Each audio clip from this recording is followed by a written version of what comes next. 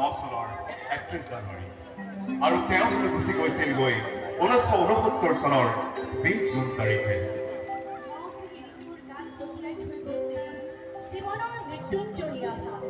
বড়োৰ ঘৰত তেওঁ হৈছিল জন্ম আৰু ৰাভাৰ ঘৰত হৈছিল তেওঁৰ লালন পালন।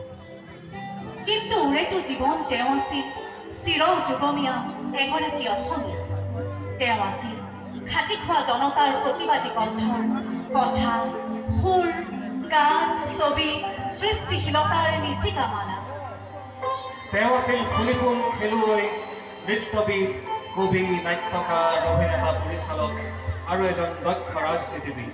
আচলতে কি নাছিল তেওঁ?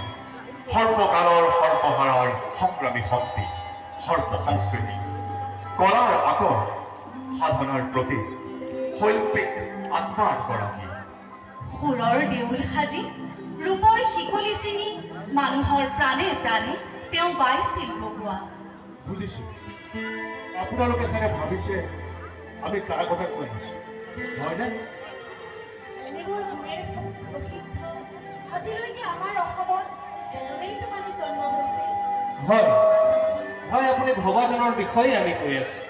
তেওঁৱেই আছিল আমাৰ সকলোৰে অতি মৰমৰ, অতি কেঁচাদৰৰ, চিৰ অমৰ, চিৰ সুন্দৰ, চিৰ যুগমীয়া অসমীয়া আমাৰ গুৰু বিষ্ণুপ্ৰসাদ ৰাভা।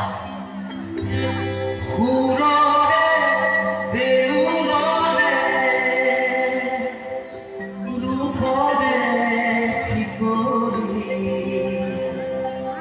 ভাঙি দিলি খুলি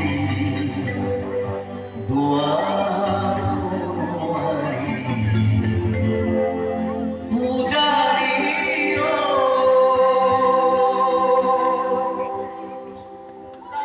দেউলৰে ৰূপৰে শিকলি, ভাঙি দিলি